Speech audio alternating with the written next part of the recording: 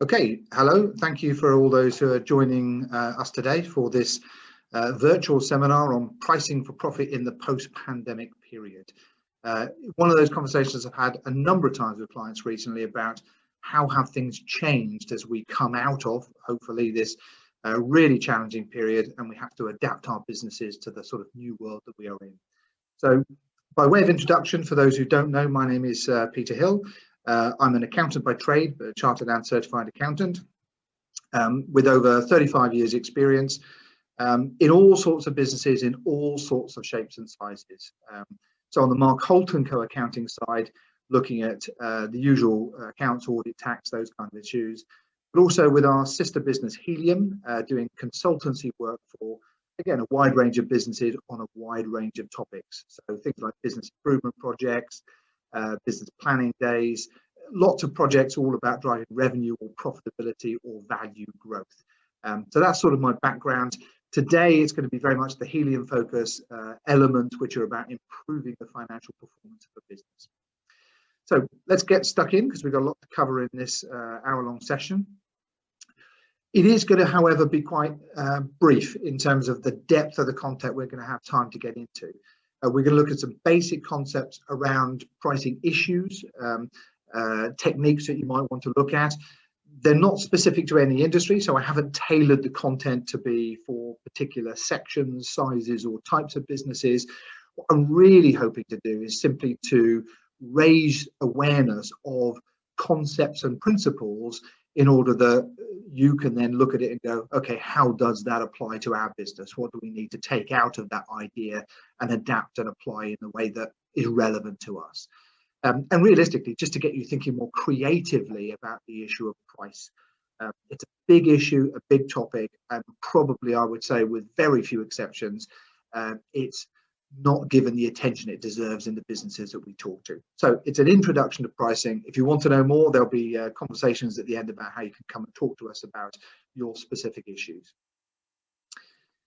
So I've listed this in a number of questions in terms of the kind of questions I get asked by clients on a regular basis. And when I talk about pricing, one of the questions that crops up a lot is, why are people so bad at it then? Because presumably pricing has been an issue for, I guess, millennia. So why are people so bad at it? And I guess the problem we find is it's a blunt approach to pricing. When I talk to businesses about how they currently set their prices, it will be one of these options that we find. Certainly last year's plus a bit is very common. That has been in the past when we've had higher levels of inflation. What did we charge last year? Inflation's running at 4%. Let's make it 4% higher this year, so we're making the same money. Inevitably, when that happens, it's inflation's running at 4%. We can't go that high. Let's put it up by 3%. So there's always a slippage. But that principle of previous years adjusted for an inflationary increase is very, very common. Not so relevant now. The inflation is very, very low, but certainly has been a technique used over many years. The other one we find quite a lot is, what do we pay for it? Let's add on a fixed percentage. So we pay £100 or something, let's add on 25%. So a fixed markup where we're taking whatever the cost of products or services we do and adding a fixed percentage on top. A variation of that, but just doing the maths in a different way, is to set a target gross profit margin. So we want to make 40% and setting the pricing to achieve that fixed margin option. So same thing, just a different target number. And then again, probably one of the most common is, well, what's everybody else charging? Let's be a little bit cheaper and we'll win some customers. So what we call competitive-led pricing. And I would say probably if I spoke to 1,000 businesses, 999 would have picked one of those four options for the way they set their pricing. So what's the problem with that? Well, the problem is none of those options reflect in any way the perception that the customer has of the value of the product or service that you're delivering to them. And that's the only thing that really matters, is what does the customer think your product or service is worth? They don't care what you paid to build it or make it or buy it. They have an issue of, for me, I'm happy to pay that price. And that's the real challenge we've got in most businesses, is how do we find out the customer's perception of value and avoid being drawn into these mathematical methodologies that really don't give us any idea of what we might be able to charge if we talked more closely to our customers. So the reason they're wrong is they don't look at value. That's the key thing. I just want to elaborate on that with a great example, some years old now, that a business I spoke to about the issue of value pricing for them. So we'll call it the case study of the generous shopkeeper. So I had a client come in one day on I think it was a Monday morning, and he said, "God, what a busy weekend I've had." And I tried to explore with him why he'd had a busy weekend.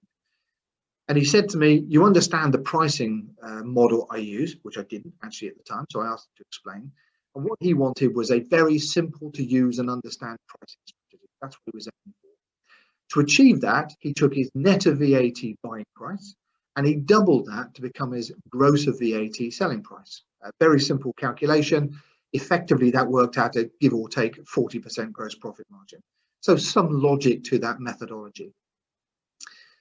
He then mentioned that he realized he was now buying an awful lot more of certain items of stock. So, for example, he had outdoor clothing, waterproof trousers, waterproof jackets. And he realized that over the last 5 years or so, he'd started selling an awful lot more of those kind of products. And thought, well, if I'm selling a lot more, maybe I can negotiate a better buying price. So he went to his suppliers and he negotiated a quite significant reduction in the price he was paying for those raw components. But he then went away and changed all his pricing. Because his pricing strategy was, what do I pay for it?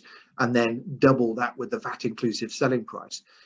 The reason he'd been busy, he told me, was because he lowered his buying price and then had to go through his entire stock range and reduce all of his selling prices on those items, which I could not understand.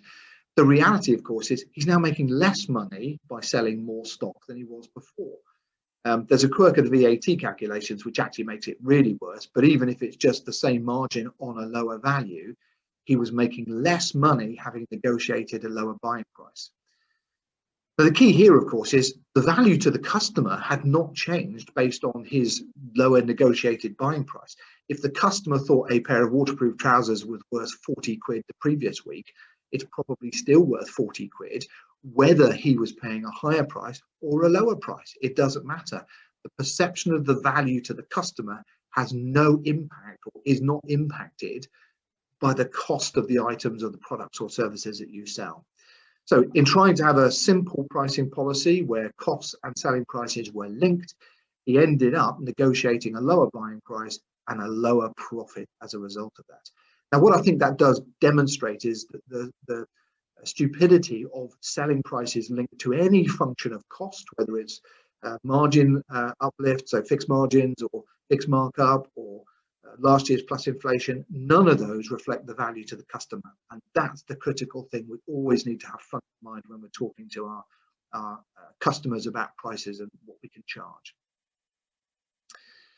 So question 2, what I want to do now is to get you participating a little bit. It's obviously not so easy with a virtual seminar. If we were having a live seminar with, as we've done in the past, 100 people in the room, we can go around the room and explore some of these numbers. But I'd like you to participate because I'd like you to think the way you would as a consumer. And then we'll explore some of the issues that come out. So I'd like you to scribble on a piece of paper or do it on your phone, whichever you prefer. What do you think is the price of a single egg? That's one of a dozen eggs bought yesterday at a supermarket, free range, medium-sized eggs. So what's the price of one egg? I'd like you to think about what is the price of a litre of petrol. That's a litre of petrol bought in a motorway service station yesterday. And I'd like you to think about the price of a watch. In fact, this watch, which deliberately I'm not going to show you too much detail of, but what would you think is the price of that watch? And then what do you think is the price of a dozen red roses specifically delivered on Valentine's Day? So just write down 4 prices that you think are a reasonable guess of what you think the prices are for those items. And then we're going to explore in a moment what the impact of some of the pricing techniques that we're talking about have on those numbers. Okay, I'm assuming you've written down 4 numbers. So let's just explore some of the elements to pricing decisions that are relevant to those 4 products. So firstly, insignificance. The egg, as part of a whole shop, you might spend £200 or more potentially on a big shop. and you might have a dozen or so eggs in there. The price of those eggs in comparison to some of the other items, you know, the jar of coffee or some of the other things you're buying, it's a relatively small price issue in a much bigger spend. And in lots of businesses, we find that there is a significant spend. So you buy a piece of machinery, and when you buy that machinery, there are spares, there are service agreements, there are warranty payments, etc., which by comparison to the main spend are insignificant. And the buying decision of the customer is completely different on the big spend than is on those small bits around the edges.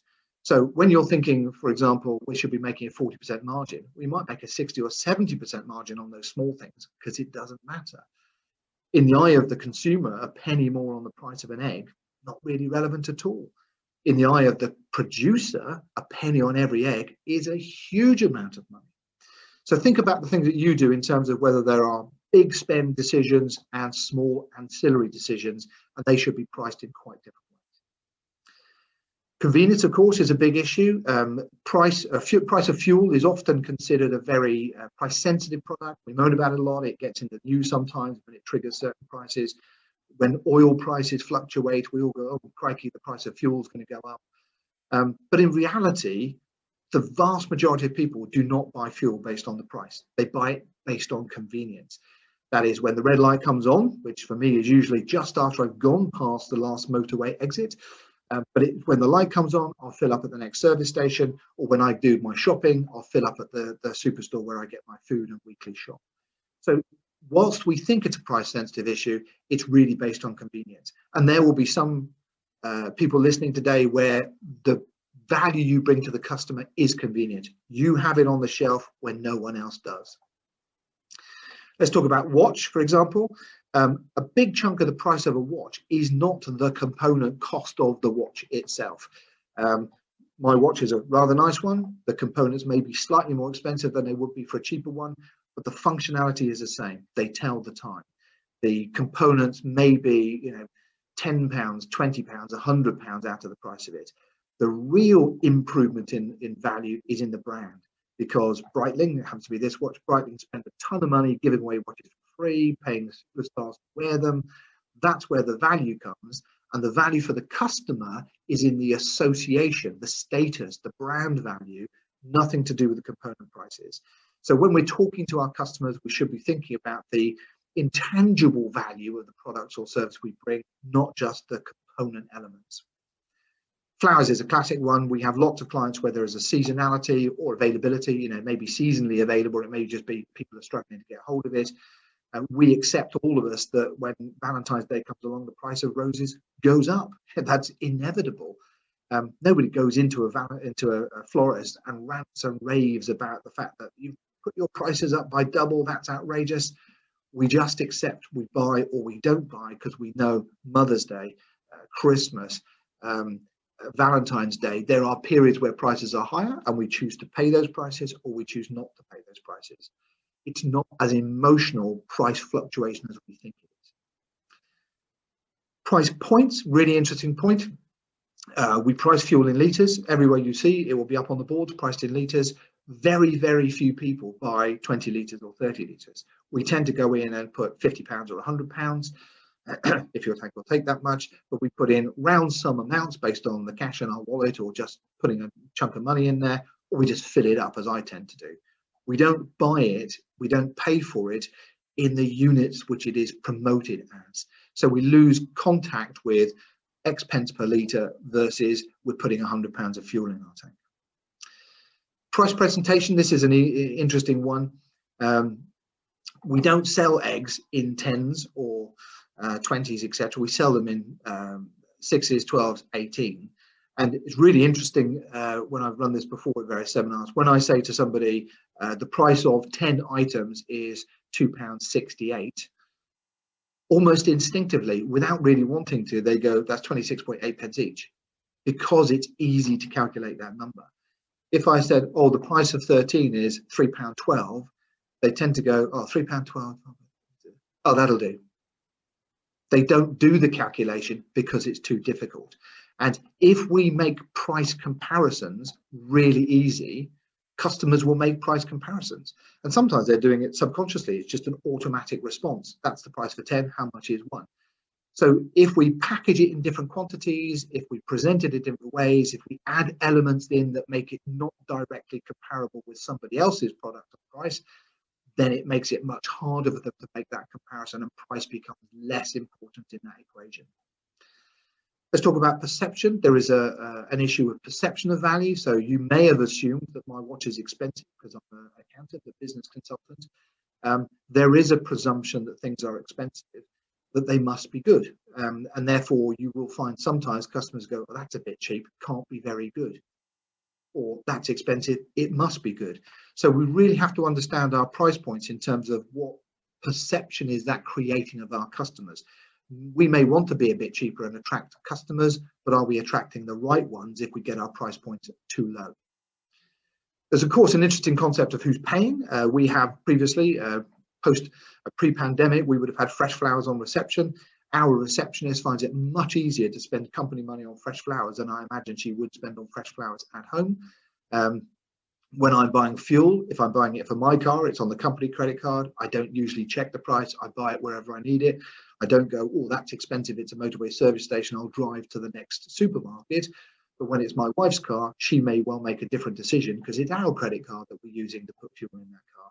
So a real difference in your pricing point as to whether you're talking to the end consumer, the person whose own money it is that they're spending, versus a buyer in a department or somebody in the organization who's been asked to get prices or something. So really important you know who's paying versus who's asking the price question. And then there's a difference of type of spend, for example. So food and fuel are commodities. We have to buy those. We may well shop around and there are choices of expensive or cheap versions of those, but watches and roses are discretionary. So our pricing decisions are quite different when it's, should I buy an expensive watch? Maybe, maybe not. And I took probably 3 years to make the decision to buy my watch because it was a big spend of money and I wasn't sure. Whereas I would just go and fill up my basket of food in a supermarket and I don't really check the prices of anything. I need that, I need that, I need that. It goes in the basket. So the type of spend will affect our price points and our awareness of the pricing issue. I guess all I'm trying to flag up with this is there are a wide range of factors that we as consumers consider, sometimes consciously, sometimes subconsciously, in making that decision to spend money. And that varies from consumer to consumer. It varies at different cycles of the month, whether I've just been paid or just about to be paid. Lots of variables that affect the price point decision that we're trying to simplify to a one number for everybody. So how do you make buying decisions? How do you as consumers make buying decisions? Well, when we've done a lot of research on this, we find that consumers will typically make 20 to 30 different decisions before spending a significant sum of money. So if they're buying a car or booking a holiday or that kind of thing, there are 30 plus decisions that they're making. Some of those are very conscious. They're looking at comparisons. They're looking at the component price elements of a big spend. So if it's a car, should I have those wheels or those wheels? And some of it is unconscious thinking, what will it look like when I drive up in that nice new car and my neighbours see it, etc. So quite a number of different decisions are being made. Depending on the spending being done, it's 20 plus, even cheap decisions, it might be a dozen to 20 decisions, big decisions, many, many more elements of our thinking that are going into making that choice. As consumers, we know that. We know that we're making very considered and subconscious judgments about everything we spend. We know in most cases that our decisions can vary depending on the circumstances, how much money is in my bank at the moment, whether I've just had a bonus, all sorts of things. Whether it's sunny and I do want to spend money on that convertible versus the saloon car. Lots of factors affecting our decisions. We understand as consumers how many things go through our minds when we make that spending decision. And yet what we find when we talk to businesses is when they are the supplier, they assume their customers are making it solely based on price. And that just isn't true. Your customers think the same way you do when you're a customer. So why is it we assume that?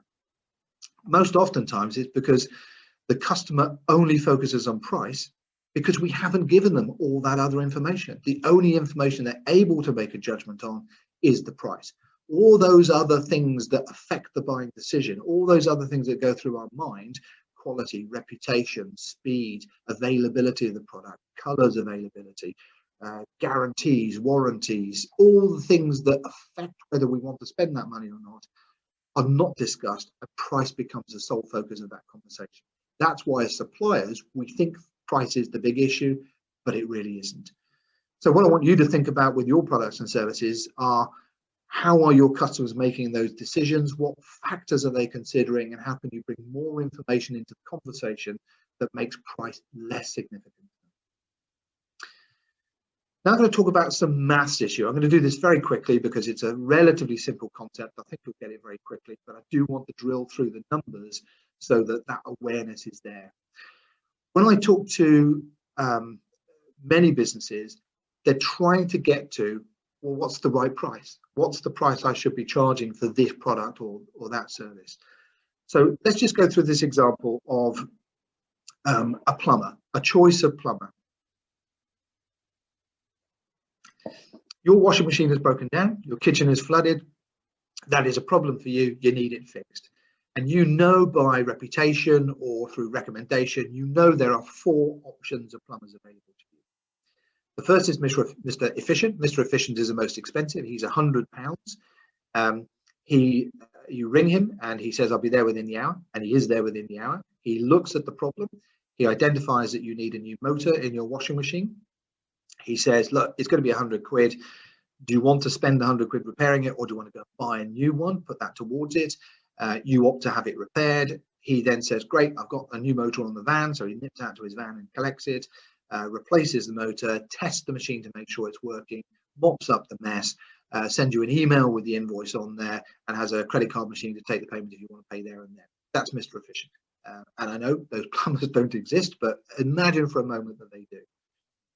The other end of the spectrum is Mr. Dreadful. Mr. Dreadful is the cheapest by far. He's only £40 for the same solution. Mr. Dreadful, you ring him, he says, I'll be there sometime today or tomorrow. Doesn't turn up 3 or 4 days. You chase him, you chase him, you chase him. Eventually, Mr. Dreadful turns up best part of a week later, says, I think it's the motor. I'll go and get one. Disappears again to the plumber's merchants to pick one up. Doesn't come back for another 48 hours. But eventually he turns up, he replaces the motor, leaves the old one behind, scribbles the invoice on a sheet of paper, and says, I prefer cash if it's all the same to you. So those are the 2 extremes of your choice, and Mr. Good and Mr. Ordinary are in between with variations of those service and quality levels. So the question is, for a typical 100% of customers, so let's say there are 100 customers available in that month, who set the right price? Well, what we have to understand is there are certain sections of the marketplace that are able to spend more money and others who aren't. So typically, and these are very generic judgments, but they're broadly correct, Mr. Efficient probably is too expensive for all bar 20% of the marketplace. So he's only got 20 out of those 100 customers who are willing and able to pay £100. Mr. Good, by contrast, has a few more. He's got an extra 35%, 35 out of those 100 customers who would pay £75 or above. So on price, he is not too expensive for 55% of the marketplace, because certainly he's not too expensive for the top ones. They would have paid 100, so they're happy to pay at least 75, and there's another 35% that would be prepared to pay £75 for that solution. At the other end of the spectrum, Mr. Dreadful isn't too expensive for any of the customers. They could all afford to pay and are willing to pay at least £40 for the problem solved. So those are the price points that we're looking at. And if we crunch those numbers, what you'll see is it appears at face value that Mr. Ordinary, who could look after 80 customers, he's only too expensive for the bottom 20% of the marketplace. So he could have 80 customers at £55 a time, and therefore he could have the maximum revenue of £4,400. So as a price point, it looks like Mr. Ordinary at £55 a go is there or thereabouts for the optimum pricing. let's add another variable in. Let's now assume, actually, we haven't got time to do all those jobs. In a typical month, we're only able to do maybe 60 jobs. So we can add a variable in that says we can't do more than 60 jobs a month. Now that has no impact on Mr. Efficient because he only has 20 customers prepared to pay his price. That has no impact on Mr. Good because he's only got 55 customers prepared to pay his price or higher. But that's now starting to restrict both Mr. Ordinary and Mr. Dreadful, who can't do those extra jobs because they don't have time in the day. So suddenly their price point has dropped because they can only do 60 jobs in a month. And what you can see from that is Mr. Good now appears to have the optimum price at just over at £75, generating just over £4,000 worth of income. So we can start to see that setting our price at different price points starts to affect how many customers can and will pay what we ask them to pay for different products. But let's just explore that one stage further. What if Mr. Efficient could understand, because he's asked enough customers and he's got enough awareness of it, if he could understand how important these issues of promptness, involvement in that repair or replace decision, the fact that he's got the motor on the van and he doesn't have to disappear to the merchants, the way he sends the email, the invoice by email, the cleaning up, etc. If he can understand how valuable all those different elements were, then in theory he could give top class service to only the top 20% or 20 customers that are willing to pay £100 for it because they want top class service and they can and will pay top class price for it. He could give a good service to that next tier of customers who really only want to pay £75 for it and they are accepting of a slightly lower level of service for the privilege of paying a slightly lower price. And if he wanted to, he could even squeeze in a few of the £55 customers around the edges where he'll turn up whenever he's got a gap. If he were able to identify which customers were which and offer service levels to fit those prices, then actually what we can now see is that Mr. Efficient has 20 customers he's charging £100 for, 35 customers he's charging £75 for, and if he wanted to, another 5 at £55. So suddenly he's got the optimum price at £4,900 is the maximum revenue he could generate. Significantly more than Mr. Dreadful, who's still only got 60 customers at 40 quid a pop. So what I want you to understand from there is a pricing issue where if we set one price, we're limiting our options. The key message is there is no right price. Every customer is different. Every customer has a unique set of decisions that they're making. There is no magic number. That starting point of is 75 or 100 or 40 is which of those is the right price. There is no right price. There's no magic number. The price point is affected by the circumstances of each customer. They will change over time. If I'm just about to, go on holiday, getting my washing machine fixed may be more important today than it is at any other time of any other times. And those things will change with movements in supply and demand. If there is a shortage of products, it makes the price go up. So price points are affected by a wide range of issues. This one-size-fits-all pricing strategy that most businesses I talk to are trying to find, what's the price? What's the number I set for my customers? It's just like a one-size-fits-all clothing policy. The reality is it doesn't fit very many people. You'll either have somebody in a sweatshirt that's twice as big as they are or squeezed into one they can barely get into. One-size-fits-all pricing is just as much of a problem as one-size-fits-all clothing. The best option for every business is unique pricing. Every customer pays the price you can persuade them to pay, but that's very complicated to have no real structure and everybody is unique. So what most businesses do is they try and get that into a number of tiers, 3, sometimes 4 tiers of top customers, next level, and then a final, if you want to pay that, you get this service or don't. So tiered pricing is the way of actually getting the price, which is as right as you can be for segments of your marketplace. And for your business, you'll have similar segments of a premium customer group who will pay top dollar because they always pay top dollar for everything. A second group who just don't like to pay the highest price. They like to pay the next level down. And then others based on the circumstances of, is it value for money for me? So question 5, let's talk about the importance of how you say what you say, how you present your products. So we have done many times in the past live seminars for, let's say, 100 plus people, and we would split the room into two, and we'd have two envelopes randomly split around the room, and we'd ask the attendees at the event to assess what they think is the reasonable price for three items. So in envelope A, we would be asking customers, what do you think is a reasonable price for steak and chips? What do you think is a reasonable price to have your car valeted? What do you think is a reasonable price for us to complete your tax return? So that's all we're asking for them. Just put a number down. That's what you think is a reasonable price for that product or service. In envelope B, we have slightly different information. What we'd say in envelope B is, how much would you be prepared to pay for a locally sourced steak cooked to order with triple cooked skin on fries and a fresh local salad garnish?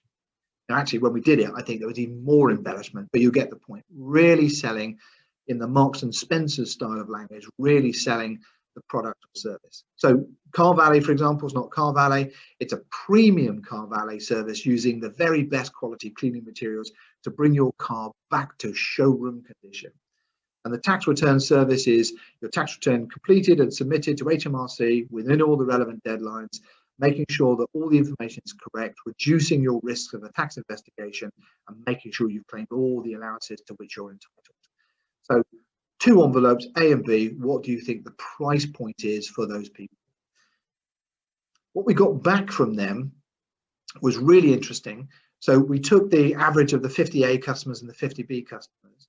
And what we found is that by simply explaining, elaborating, I'll call it selling, that's what it is. So by simply selling the options more positively, with more flowery language, more descriptively, the perception of value in the eyes of the customer changed by a significant factor. In fact, bizarrely, in almost every occasion we did this, the price point was roughly double those prices indicated by Group A.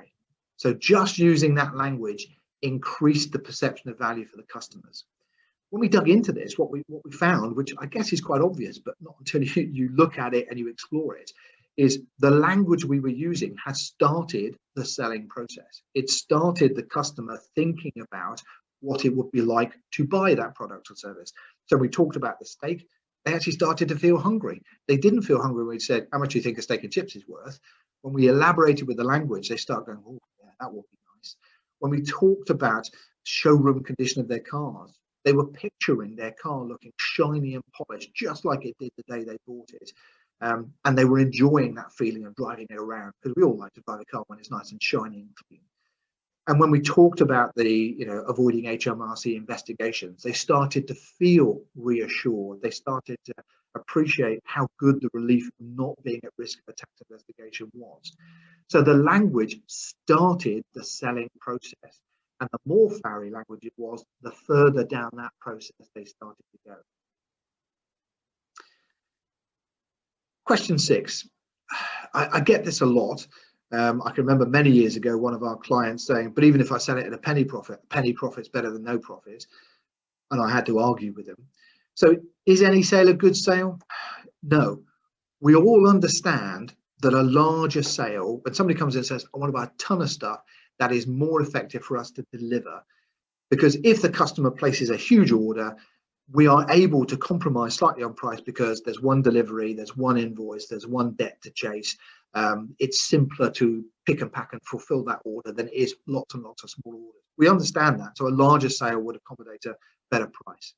But because of that, the reverse is absolutely true as well. We talk, when we look at businesses, about what we call the cost to serve. How much does even the simplest of the transactions we do actually cost in time, effort, and resources to complete? So one example, electrical wholesalers that we did some work for, there would be a brief phone call. I want a price for this, 1 or 2 or 3 items. The quote would be then produced and sent by email. Customer says, yes, thank you. So somebody has to pick, pack and ship those items. Somebody raises an invoice. Somebody then has to chase that debt. So even in the simplest of transactions in that organization, it probably costs £5 of paper and postage and time of the people being involved in that transaction. Now, we knew in that business that the margin was 25%, and therefore any order below £20 was instantly a loss-making transaction. It was costing us more to fulfill that order than we were making as gross profit. The problem I see in lots of businesses, and it was true in that particular example, is they don't know those numbers. They don't know what it actually costs them to serve, how long a typical transaction takes to complete, what the cost of wages are for the people involved in that transaction. They don't know those numbers well enough, and therefore they guess some of those numbers. So I just want to talk about this movement from a starting point of we have no idea what we're going to charge up to that is absolutely the maximum price we could possibly charge for the product or service we're delivering. And I just want to explore the steps in that process so we understand some of the weak areas for businesses. So the starting point for most businesses in terms of working out their profitability is, what does it cost me to deliver that service? So they would make a reasonable estimate of the cost. I know I pay this for it, therefore that's my cost price. They then have a view of, this is the price we're charging, so that's what I think we can get away with the customer, and they set a price, that's what we're going to charge for that product or service. And the difference between those two, therefore, is the profit X, that the business thinks is currently being made. Now, that's a very simple equation. When I talk to most businesses, yeah, we pay this for it, we sell it for that. The difference is our profit, gross profit, for the purposes of this example. Unfortunately, what we often find is the actual price that is being achieved isn't the price the organization thinks is being achieved, because occasionally we give away a freebie, occasionally we give a bit of discount, or commonly we give a bit of discount. We don't always charge for the delivery that we should do. So the price we're actually getting is never as high as the price we think we're getting, because it leaks out of these various parts of the transaction. Equally, the cost we're trying to equate to is always higher than we think it is, because there are inward delivery costs, there is stock losses, pilferage, damage, obsolescence. There's all sorts of things which mean actually the real cost overall is slightly higher than we think it is. In one example business, we actually crunched those numbers and we realized that it was about 8% higher than the raw cost of the item bought in. That was the cost of all the peripheral bits of insurance and warehouse space and all the other things that had to be taken into account in working out what it really cost us to deliver that transaction. So the difference between those price is the real profit, what I'm actually charging the customer, and what the true cost of the product is. The real profit is what we're actually generating. And that in many cases is significantly different to the profit the business thinks is being. And then the final point on this upward graph or upward diagram, as we head towards the absolute maximum price, is the real value of the product or service in the eyes of the consumer. If I could read the customer's mind, here, you want one of these, how much do you think it's worth? And I could read their mind, that's the number we're trying to get to. If we go too far, then they won't buy it. If we go too low, we're leaving money on the table. And the difference between the value the customer would pay if I could read their minds as to how much they believe our product or service is worth, and the price we currently charge, the difference between those two is what we refer to as the confidence gap. It's just your confidence to charge a higher price to reflect the value the customer is actually receiving. That's the gap. Now, in some businesses, it's a big gap, but that's an important gap. So I'd like you, when you reflect on the seminar, to look at that diagram and really start to understand, do you know what it really costs to deliver your products and services? Do you know what you're actually getting in real price from your customers when you take into account all the leakage and the discounts and the freebies that you give away to work out your actual profit? And then finally, how can we find out where that real value V is in the eyes of the customer to try and narrow that confidence gap? That's the principle of that diagram we're trying to establish. What we find, though, unfortunately, is in many low value transactions, the true cost is even higher than the actual price being achieved. So actually those two diagrams, or two boxes at the bottom, switch over. They are loss-making transactions because the actual price of a very small value transaction versus the real cost of someone having to pick, pack, ship and do all the other stuff we talked about, the actual cost is higher than the price we're actually achieving. We're losing money on those transactions. So real profit turns into real loss. And that is a real issue in lots of businesses I talk to, where the very large numbers of very low value transactions are sucking profit out of the equation. So why are people so bad at pricing? What's the challenge that people face in getting pricing right? I guess the starting point really is to think of it from the other direction, which is not why are people so bad at something, which is, well, how do you get good at something? In most cases, if you wanted to learn a new skill, you'd read some books, you'd go online, you'd do some research, you'd get knowledge, you'd develop some skills, you'd practice, and you'd improve with effort, you'd put time into it. You might go out and ask others, how did you do it? What would you advise? You'd seek input from people who've been there and done it before. Lots of ways in which we gather information. If you want to learn a language, you get audio tapes, or you go to classes. You don't just turn up in France and hope you can speak French. Pricing is no different. It is a business skill, a very important business skill that needs to be learned. It needs to be skills developed in this. It is not something that is inherently understood in our DNA. We don't instinctively understand pricing issues. But also the other thing we need to understand is that pricing is quite an emotive issue. There's a concept that I've used in many seminars before where we talk about the pleasure and pain principle. People strive pleasure. We do lots of things to make our life nicer and easier. We want, nicer cars, nicer houses, nicer gardens, nicer holidays. We strive for pleasure, and we avoid pain. I don't want a tax investigation. I pay car insurance so that if I have an accident, I don't have to worry about it. We avoid pain. And when we set our prices, one of the problems we have is if we set our prices at a higher level, the pain is customers criticize, customers complain, customers challenge. And therefore, to avoid that bad reaction, to avoid that pain, we set our prices lower than we really should do because we don't want the pain of having to explain our pricing to our customers.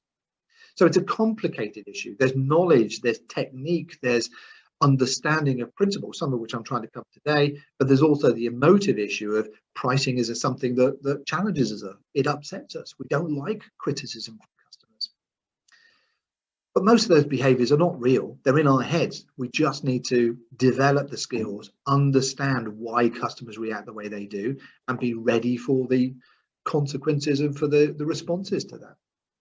So why are people so bad at pricing? They don't put the time in. They don't put the hours in.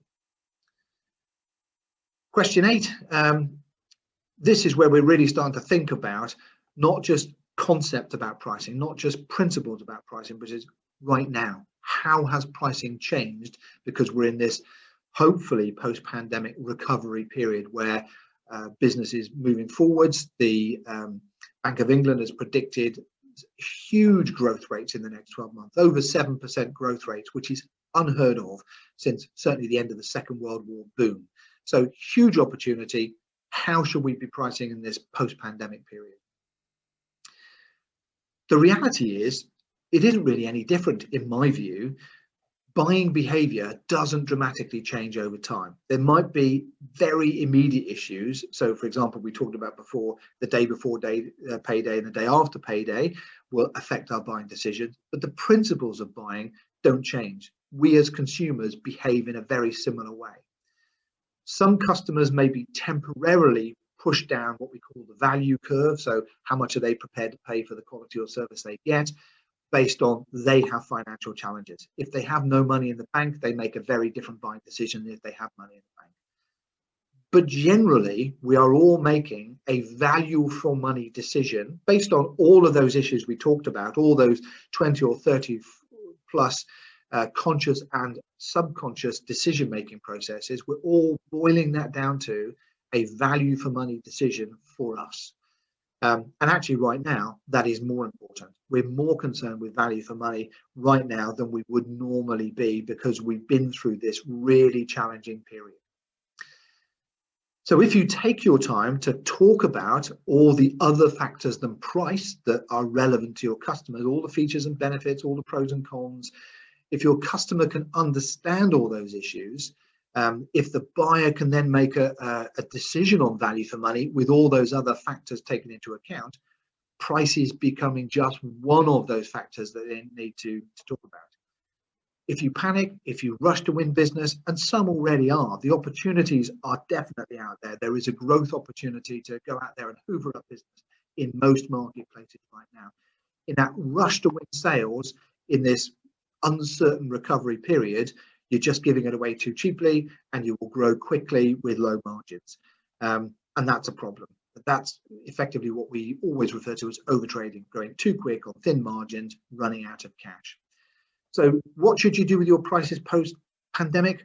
I think you need to be very careful about lowering those to grow volume. What we need to be talking about is all the other reasons they should be buying from you that are more important than simply the pricing issue. So let's just put that into pictorial form. So on this diagram, you can see that the left-hand axis says customers' perceived value. This is what the customer, if we could read their minds, believes your products or services are worth. And then price point along the bottom axis that says, okay, 10 out of 10 is the highest price we could possibly charge. So if we're above the line, anywhere above the line is effectively saying that the value in the eyes of the customer is higher than the price point we're prepared to charge. And therefore we are underpriced. We're giving away value to the customer. If we're below the line, then our price point is higher than the value that we are effectively giving our customers, and we're overpriced. And we're just going to talk about the impact of being one side or the other. So the El Dorado, the promised land we're aiming for, is the optimum price point, is where we pushed our value. We've done absolutely the very best we can in all the bells, whistles, features, and service delivery and everything else. We've got the very best service we can, 10 out of 10 on value, and we're charging a price that reflects that, so we're 10 out of 10 on price. That is where everybody should be aiming for, because that's the most profitable place to be. Where do we find most businesses are currently? Most businesses tend to be a solid 7 or 8 out of 10 on service. They're doing a good job, customers like what they do, but they don't quite have the confidence to charge a price that reflects that. So in this example, they are 8 out of 10 on value, but 6 out of 10 on price. They're above the line, they're underpriced. Where should we be? Well, again, if our value is 8 out of 10, we should be charging 8 out of 10. So our objective is to get our fair price to move the price point along so that we're getting 8 out of 10 on price to match our 8 out of 10 on value. Now, that's what we typically do in most of the Helium projects on pricing that we run, is we're trying to give our clients the skills, the understanding, the techniques, the language to move their price point along, because they're already doing a great job. They're just not charging quite the right price that reflects that. And that goes back to that previous diagram. The difference between those two price points is what we call the confidence gap. It's not having the confidence to charge a higher price despite the fact that you are delivering higher value. The confidence gap, very important, really important. In some businesses, we've seen that as 10 or 20%. You know, we could put prices 10 or 20% higher. Customers love the value they deliver, and they're more than happy to pay that price. In other businesses, it's a smaller markup or smaller margin, but there's still potential. That's the target that we'd have in most of the projects that we're aiming for. So let's just move this diagram on a little. That gap we call the confidence gap is where we're underselling, we're losing profit because we don't have the confidence to charge the right price. What are our options now in this post-pandemic period? Well, we could just whack our prices up. We could just say, leave the value where it is, do exactly what you're doing at the moment, put the prices up to a 10, charge a premium price, and therefore we would make a short-term profit opportunity. Now that does exist. I've got many businesses I'm talking to right now, particularly in the construction, leisure and tourism. You know, if you run a hotel in Cornwall, I wouldn't say you can charge what you like, but you can certainly charge more than you would otherwise have charged, because demand is so high that you could almost get away with anything. So there is this short-term opportunity to charge premium pricing, even if the value of the product or service you deliver does not move. There is pent-up demand in most marketplaces. So construction, we're finding shortage of supply of products. Getting hold of a good tradesman is like gold dust these days. In leisure tourism, as we said, there's huge demand. In most marketplaces, there is available spending. There's money to spend, demand is there, and therefore we do have this short-term opportunity to exploit that. The risk, of course, is if we do exploit that, will those customers vote with their feet in the medium term? If we rip off a customer this summer and charge premium prices in our hotels and bars and restaurants, will they return next summer? And that's a challenge. Would I advise you do that? Only if you are in financial distress. Because if you're in financial distress, you're not so worried about next season, you're worried about now, and premium prices will generate enough profits to get you out of that hole. Then you've got to go back and repair any damage by your opportunism. If you're not in a distressed situation, I just aim to push your price to reflect the value that you're actually delivering at the moment. So what should we do now? I think we could still push the value up. We could move from value 8 to value 9. So let's try and do things better. Let's try and improve our service quality at the same time as we're trying to get a slightly higher price. Because when you look at the scale of that box, the profit improvement potential for nudging your quality up by slight improvements in lots of areas, but charging a price that reflects that, that is where huge amounts of value is left on the table in most businesses we talk to. So a good business right now should be aiming to improve quality and service and move your value point higher up. So get a price that reflects the value and service that you're delivering, and then you will make significantly more profit than you would otherwise make. Now, if you put your prices up, that isn't going to hoover up tons of that market opportunity that exists. We don't want that. We don't want high volume, low profit customers. We want premium customers in those first, second, and possibly third price tiers where we can make decent margins for delivering really good quality service. Let's just simplify that diagram into more principles. Again, above the line is underpriced, below the line is overpriced. And as you move away from that optimum line, you get into a danger zone. Above the line, the danger zone is that your profit margins are too low, you grow too quickly. That is that classic overtrading where people run out of money with rapid growth. That is a real problem. Almost as many businesses fail in the recovery period of recession, excuse me, almost as many businesses fail recovering than do going into or during a recessionary period. So be very careful about rapid growth on lean margins. The other side of the line, the danger is if you charge premium prices and you're not delivering premium service, then you will lose customers in the medium to long term. Again, as I said just now, distressed businesses, that may be a good strategy. For other businesses, that is risking all the hard work you put in previous years, decades, by being too aggressive on pricing just because that opportunity currently exists. What we're aiming for is to be just above that optimum line. So 9 out of 10 on service and quality, 8.5 out of 10 on price, 7 out of 10 on service and quality, 6.5 on price, just above that optimum line where we're getting pretty much happy customers. They're getting more value than they're paying for, but we're making almost the maximum profit we can out of those people.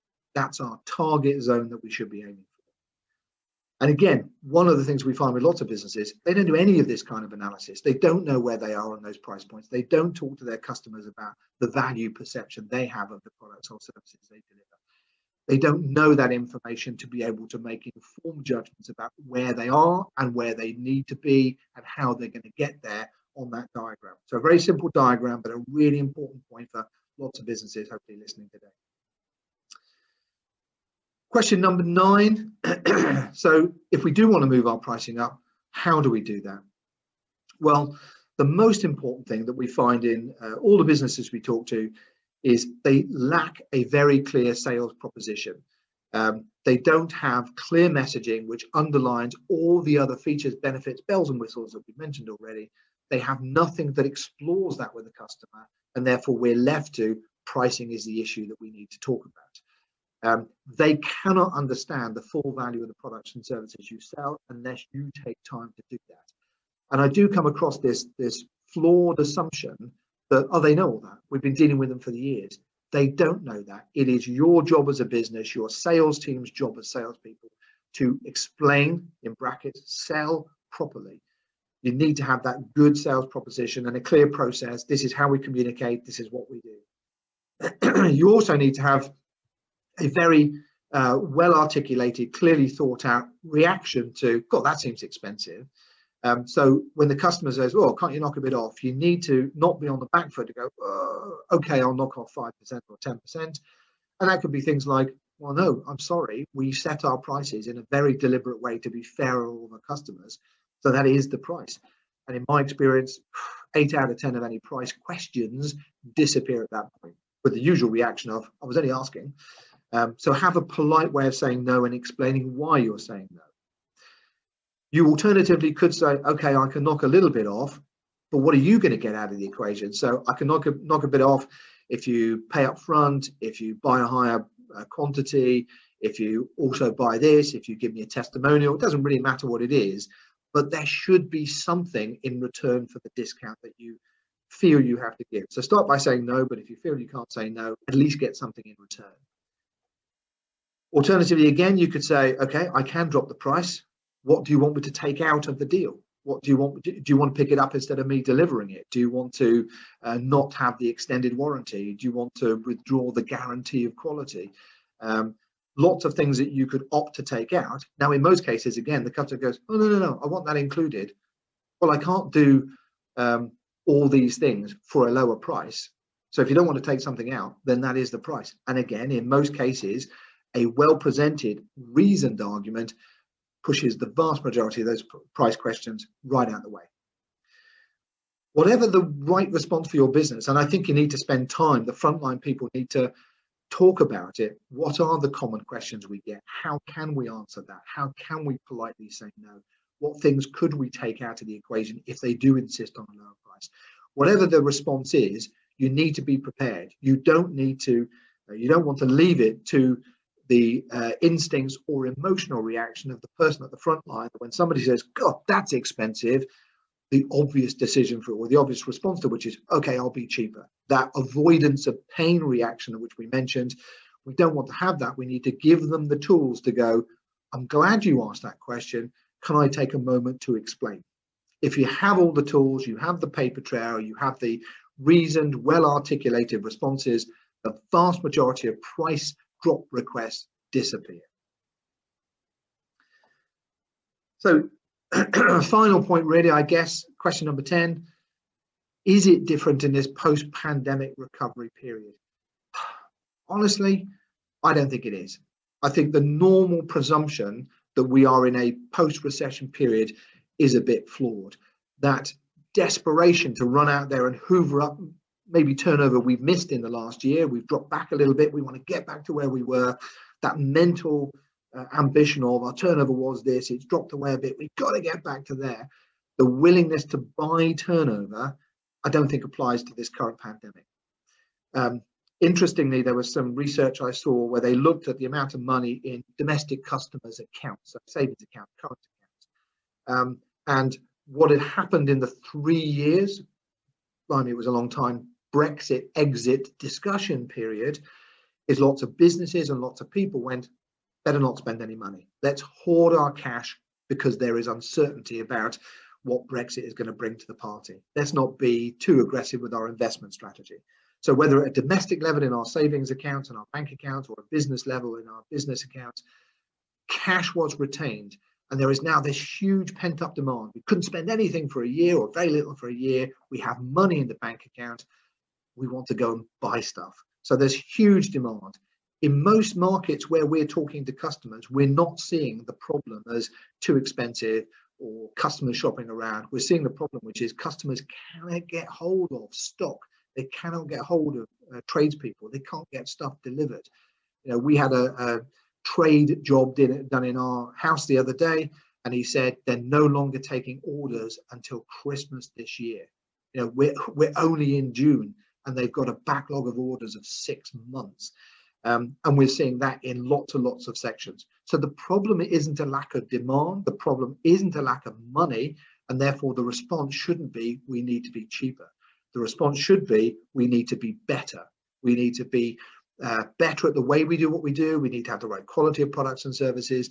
And actually, that will certainly mean we can retain our price. And probably, if we get it right, push our price point higher up. We should definitely not be buying turnover with lower prices because that absolutely isn't necessary at this point in the economic cycle. I hope that makes real sense. And that's probably the message I want any of you listening. Whilst the other stuff of techniques is really important, the other principles of pricing issues are really important for you to grasp and understand, debate amongst your team.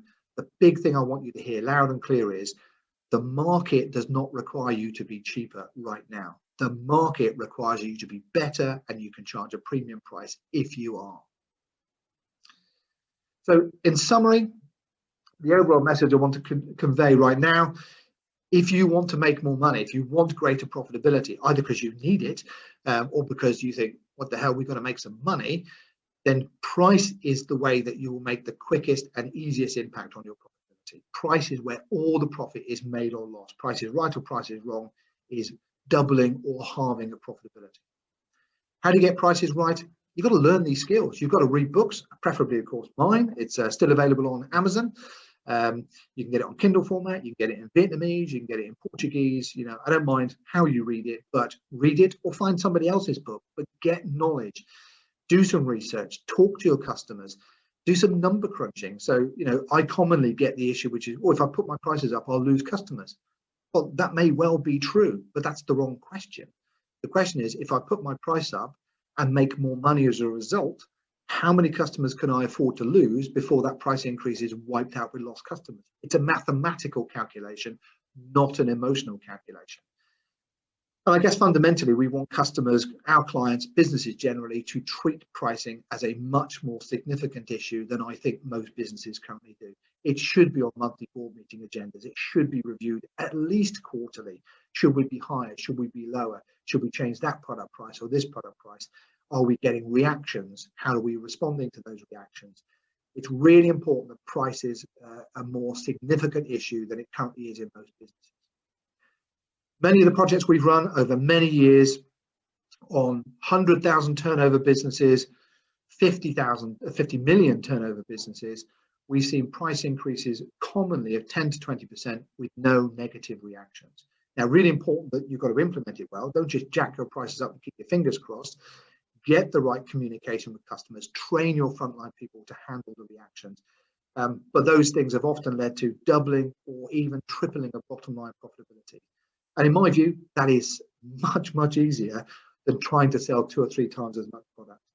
So pricing, business critical issue. I hope you've learned some important and some interesting stuff today. You've got to do your homework, you've got to research, you've got to read some books.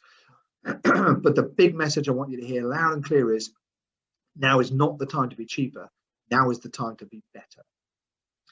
So if you want to buy my book, here's a special offer. We'll need to see evidence. You've got to send me the chip that says you paid for it. If you do buy my book and hopefully give a positive review on Amazon, but that's up to you, then I'll give you an hour of my time for free where we can talk about your issues in your business, your concerns, your techniques that I think will be more valuable to you than the price of the book. So please, if you want to read the book, go and buy a copy. I'll give you an hour of my time for nothing. And I think that will make a huge impact on the performance, profitability, and value of your business. So thank you for your time. I appreciate you've taken time out of your day to listen today. I hope you found it useful. There are my contact details on screen.